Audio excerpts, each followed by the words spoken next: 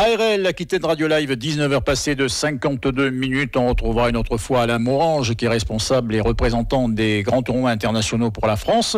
On va effectivement parler maintenant avec le président fondateur du FC Bordeaux-Aquitaine, Mehdi Saboulard, qui va partir cet été du 25 juillet au 3 août en compagnie de 2 équipes du côté d'Oslo en Norvège pour participer à la Norway Cup. Je vous propose d'écouter cette interview qui a été enregistré en fin d'après-midi, car ce soir, le FC Bordeaux-Aquitaine joue du côté de Cestas.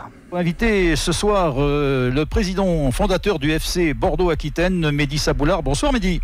Bonsoir Philippe. Merci, on va parler effectivement, merci d'être en direct évidemment sur l'antenne d'ARL pour nous parler donc de vos pérégrinations estivales, puisque vous allez vous déplacer dans le courant du mois de juillet et début août du côté de la Norvège à Oslo pour participer à la Norway Cup. Alors d'abord, la présentation du club, le FC Bordeaux-Aquitaine. Quand a-t-il été créé, comment et pourquoi ? Alors, le FC Bordeaux-Aquitaine a été créé en 2010. Oui. La première compétition sur laquelle nous avons disputé était en 2011, qui était la Gothia Cup.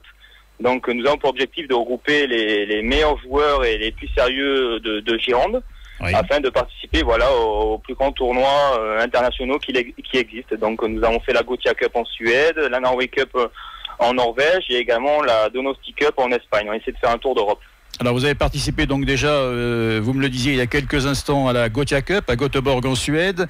La Donosti Cup, c'est à Saint-Sébastien en Espagne, hein, c'est ça ? Tout à fait, c'est bien ça, oui. Et puis la Norway Cup à Oslo en Norvège. Cette saison, vous prenez part donc pour la 2e année consécutive à la Norway Cup 2014. Avec quelle équipe ?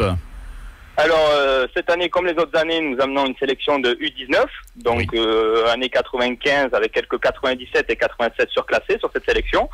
Et nous avons ouvert les portes à une nouvelle sélection qui sont les U16, catégorie 98, avec quelques 99 qui sont surclassés. Donc nous partons avec 2 sélections. 2 sélections donc qui vont participer à la Norway Cup. C'est quand précisément ? Alors, la Norway Cup elle a lieu du 26 juillet au 3 août. Donc on espère aller jusqu'au bout afin de disputer la finale qui aura lieu le 2 août. Alors l'an passé, vous aviez déjà participé à cette compétition ? Tout à fait, oui. Après avoir fini 3e mondial à la Gothia Cup en Suède, on a participé pour la première fois à la Norway Cup l'année dernière. Quelle est la différence entre les 2 tournois ? Parce que la Gothia Cup et la Norway Cup sont 2 gigantesques tournois qui réunissent plus de 1500 équipes de 70 nations. Quelle est la différence entre les 2 ?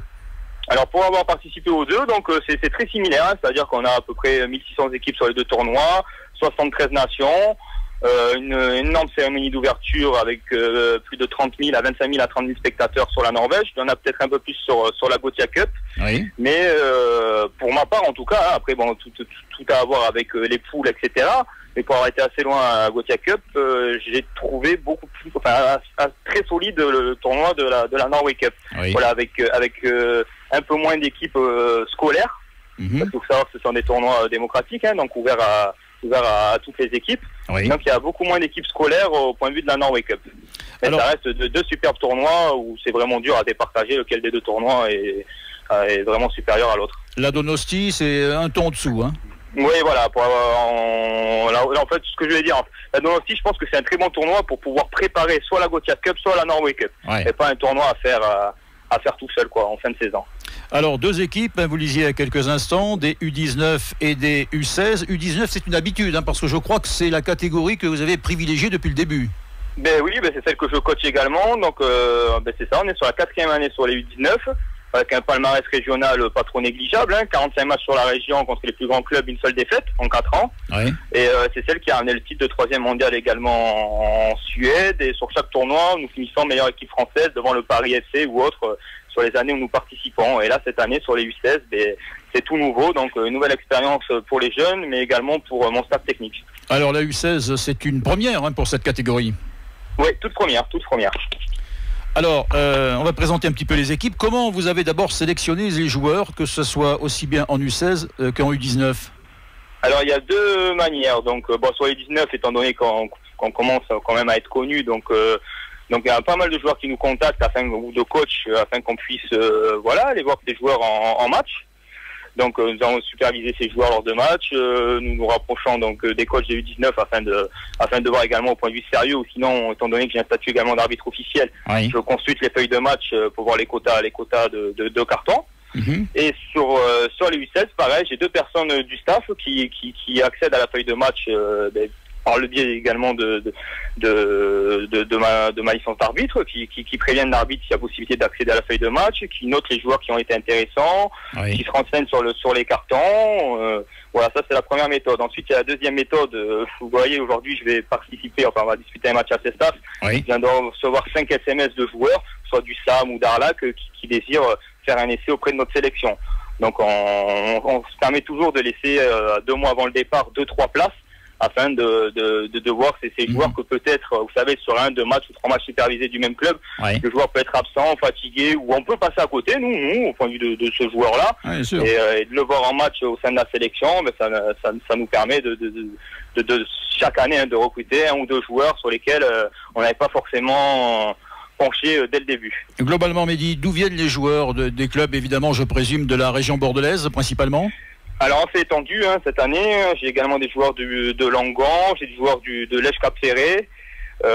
Après, j'ai beaucoup de clubs de la Cube, le SA Mérignac, Mérignac-Arlac, Saint-Médard, Stade Bordelais. Voilà, des clubs avec lesquels nous travaillons depuis plusieurs années. Alors, vous avez réalisé de belles performances dans le passé. Cette année 2014, à la Norway Cup, quels sont vos objectifs? Alors l'objectif pour la catégorie 19, elle est claire, c'est de gagner le titre. C'est ce que j'avais dit également à la Gothia Cup. La première année, c'est une année d'observation, donc les résultats sont là, tant mieux. Mais il faut savoir que gagner un titre sur la première année de participation, c'est assez difficile parce qu'il y a beaucoup d'observations, trouver également au point de vue administratif les stades ou autres. Donc il y a beaucoup d'à côté sur lesquels on ne peut pas se pencher à 100% sur la compétition. Et la deuxième année, on avait fini 3e mondial. Donc là, c'est la même chose pour un Norway Cup. Pour les 19 ans, on est sur la deuxième année. Donc maintenant, voilà, faut aller au bout. Sur les U16, si on arrive à faire une huitième de finale tournoi A, je serais quand même très satisfait, étant donné que c'est leur première année, tant pour mon staff que pour ces joueurs. Alors comment vous préparez vos équipes? J'imagine qu'il y a des matchs amicaux, des rassemblements, bien évidemment, avant la compétition, hein. Oui, bien sûr. Mais là, par exemple, pour mes U19, on est au 5e match de préparation cette année. Donc, on a commencé assez tôt, pendant les périodes de vacances ou autres, avec les accords des coachs U19. On a juniors et des équipes également U19, à chaque fois première de catégorie de leur poule, au moment en tout cas où on les affronte. Donc ce soir également, on a un match. Et pour les U16, ils ont commencé par contre il y a 2 semaines. Donc on s'entraîne 3 fois par semaine à la plaine des sports Colette-Besson, à côté du nouveau stade des Girondins. Et eux disputent leur tout premier match à Eysines ce mercredi. D'accord. Donc des matchs amicaux, des rassemblements, et puis... Des rassemblements, des matchs amicaux. Après, on a pas mal de sorties également. Vous savez, il y a quand même une cohésion de groupe à créer. Donc, elle se crée pas forcément qu'à l'entraînement. Donc après, on a pas mal de choses à côté, étant donné qu'on est en partenariat avec la ville de Bordeaux. On a des sorties vélo qu'on organise en parallèle avec la ville de Bordeaux. Hier, voyez, on était au stade Chabon-Delmas, on avait l'accès au stade, on a tourné un clip officiel, mais ça permet de rassembler également les joueurs qui comment dire, par le biais du foot, mais qui se voient dans un autre contexte que le football. Ouais. Alors, des rassemblements, on l'a dit, des entraînements, et puis la préparation... Des entraînements, des matchs, et une préparation quand même très intensive, parce qu'il faut savoir que le football scandinave n'est pas le même que celui qu'on peut pratiquer en France.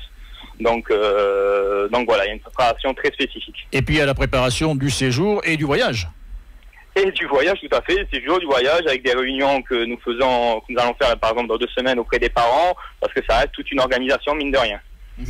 Financièrement, donc j'imagine que vous avez de plus en plus de sponsors qui frappent à la porte ou que vous contactez? Oui, on a pas mal de sponsors. Par exemple, on a Saint-Pie Market, Café Maritime, ce sont des sponsors vraiment qui financent au point de vue des équipements sportifs. Sur notre club. On a également des élus, voilà, notre travail a été reconnu, donc je travaille en parallèle avec Madame Piazza, adjointe au maire des sports, Madame Casalet, adjointe également au maire, Madame Delattre, la CAF de Bordeaux, le conseil général, donc ce sont toutes ces personnes-là qui nous aident à mettre en œuvre ce départ à un tarif très très abordable pour les joueurs et afin que ce ne soit pas du tout un blocage pour eux. Oui, parce qu'il y a un financement effectivement assuré par les parents, hein. Voilà, il y a une participation à donner par les parents. Il faut savoir que si on compare par rapport à d'autres années depuis des années, etc., ou à d'autres clubs qui participent à ces tournois-là, on reste quand même un tarif très bas. Et à savoir que les joueurs en très grande difficulté, moi ensuite je les aide, je me dis, ce n'est pas que du football également, il y a du social. Je les aide à, ça c'est très important à noter, à trouver du travail. Et également, je rencontre des assistantes sociales ou autres sur lesquelles on fait des projets, des dossiers afin que les joueurs puissent partir. Donc on n'a jamais eu un joueur, même dans une très grande difficulté financière, qui n'a pas pu partir. En tout cas, ça c'est moi qui m'y engage personnellement. Alors voyage en avion, Mehdi? Tout à fait. Alors voyage en avion. Alors l'aller, on va aller jusqu'à Paris. Donc théoriquement, ça sera en train ou en bus. Ça, je l'ai pas encore fini de programmer pour aller jusqu'à Paris. Et ensuite, on fait Paris-Oslo en avion. Et le retour, par contre, on fait directement Oslo-Mérignac en avion. Oui, parce que je crois qu'il y a un direct Bordeaux-Oslo, hein? Ouais, il y a un direct Bordeaux-Oslo, mais en termes de date, ça correspondait pas. Et en termes de tarifs également, hein, parce que c'est beaucoup de calculs afin de garder nos tarifs les plus bas, ça correspondait pas non plus. Donc voilà, et comme je rajoute des nuits supplémentaires également afin qu'il y ait une préparation en Norvège. Oui. Donc voilà, il fallait vraiment qu'on arrive 2 jours avant pour pouvoir faire cette préparation sur place. Parce qu'avec la fatigue du voyage, même si c'est en avion, il y a la fatigue du voyage, il y a la pression avant, il y a tous les entraînements que nous avons fait auparavant, donc c'est important qu'ils puissent prendre leur marque avant la compétition. Quelques détails sur la Norway Cup. Donc on l'a dit, 1500 équipes, 73 nations participantes. Ça se passe comment? Sur un grand complexe? Il y a plusieurs complexes? Alors il y a plusieurs complexes, mais une grande majorité, 70% du tournoi se dispute à Bigberg. Oui. Voilà, Bigberg c'est un énorme complexe. Alors j'ai plus le nom. Sur la Gothia Cup, il y a exactement le même complexe. Oui. Voilà, où il y a 70% des matchs qui se disputent. Donc nous, on a été chanceux tout l'an dernier. On s'est retrouvé sur ce complexe-ci. Mais on peut être amené sur 30% des matchs à disputer sur, voilà, c'est toute la ville d'Oslo qui est mobilisée. Oui. C'est comme si aujourd'hui vous prenez Bordeaux et la Cube et que voilà, tous les terrains sont réservés pour une seule et unique compétition. Alors Mehdi, dernière question, qu'est-ce qu'on peut vous souhaiter pour cette saison 2014? Évidemment gagner la compétition, mais encore gagner la compétition, on va apporter de la joie aux jeunes, ça reste quand même un des facteurs les plus importants, que les jeunes soient heureux d'être partis, qu'on ait pu également apporter autre chose que du football, vous savez, en Norvège ils vont être amenés à parler l'anglais, donc voilà, ils vont peut-être se rendre compte qu'ils n'ont pas forcément favorisé l'anglais lors de leurs études, mais que ça peut être important lorsque dans l'avenir on veut voyager. Donc, vous savez que j'en ai fait partie, de ces joueurs-là qui ont fait partie du Bordeaux Olympique. C'est vrai. Et voilà, et en ayant participé en Suède alors que j'étais germaniste à la Gothia Cup, ça m'a permis de faire des études en Irlande, faire une école de commerce ou autre et m'orienter vers l'anglais. Donc, ça a servi alors. Oui, ça m'a servi, tout à fait. Ça m'a servi. À la base, on part tous pour le football, ça on le sait. Lorsqu'on est jeune, on veut tous gagner. Mais on se rend compte qu'en revenant ici, il y a plein de petites choses sur lesquelles, même nous, en tant que coach ou autre, sur lesquelles on ne s'est pas focalisé, sur lesquelles on apporte énormément de satisfaction à avoir découvert tout cela. Parfait. On peut présenter les coachs, par exemple, qui vous entourent pour cette compétition? Oui, tout à fait. Alors moi, je suis toujours avec Manu, qui est le gardien des Coteaux Bordelais, qui reste, en tout cas cette saison-là, donc l'année prochaine, je ne sais pas encore s'il reste au Coteaux, mais qui reste mon adjoint et l'entraîneur spécifique gardien. Ensuite, sur les catégories 16 ans, j'ai mis une personne de confiance, Aman Mohamed, qui était mon adjoint en 2012 lorsqu'on a fini le 3e mondial à la Gothia Cup. Oui. Donc lui qui s'occupe énormément du social, qui était un ancien joueur du SA Mérignac. Oui. Et j'ai également donc Flo Hadi, qui est aujourd'hui joueur à Saint-Aubin, qui a joué auparavant à Aizine, qui vient juste d'intégrer le staff cette année. Voilà, j'avais besoin de lui, j'avais besoin d'une personne de caractère pour cadrer ses 16 ans et voilà, et je l'ai intégré dans mon staff. Et combien de joueurs dans chaque groupe? Une quinzaine? Alors on s'en à peu près une quinzaine, entre 15 et 16 sur les 19 ans et 18 sur les 16 ans. D'accord. Et donc le départ officiellement c'est? Donc le départ officiellement, nous partirons le 25, on partira le 25 juillet. 25 juillet. Je crois que vous connaissez les poules de compétition, je crois. Oui, alors j'ai pas les équipes en tête, mais au moins on ne sera pas dépaysé. On rencontre 3 équipes norvégiennes, que ce soit pour les U16 ou pour les U19. Oui. Donc bon, on espère quand même sortir des poules, comme ça permettra de côtoyer d'autres nations. Bon, on a une équipe qui a fini demi-finaliste sur les 19 ans, une autre qui a été en 8e de finale, et une autre qui a fait un beau parcours chez les jeunes, mais qui est nouvelle entrante sur les U19. Et pareil sur les 16 ans, on a à chaque fois des équipes qui ont été au tournoi A et qui ont été au moins en 8e de finale. Donc ça reste de très grosses équipes et on est content, ça va nous permettre de nous tester. d'entrer directement dans la compétition dès les matchs de poule. Parfait, Mehdi. Merci beaucoup d'avoir été en direct sur l'antenne d'ARL donc pour présenter le FC Bordeaux-Aquitaine, ces deux équipes, le staff et puis également vos objectifs pour cette saison 2014 à l'occasion de la Norway Cup à laquelle vous allez participer. Et ce sera donc à partir du 25 juillet. Tout à fait, 25 juillet au 3 août et je remercie toute l'équipe d'ARL et également vous Philippe pour m'avoir donné la parole. Merci, c'est avec plaisir Mehdi et puis on vous souhaite le meilleur. On aura l'occasion certainement de se recontacter fin juin lorsqu'on fera un point un petit peu sur la finalité de l'organisation de ce voyage.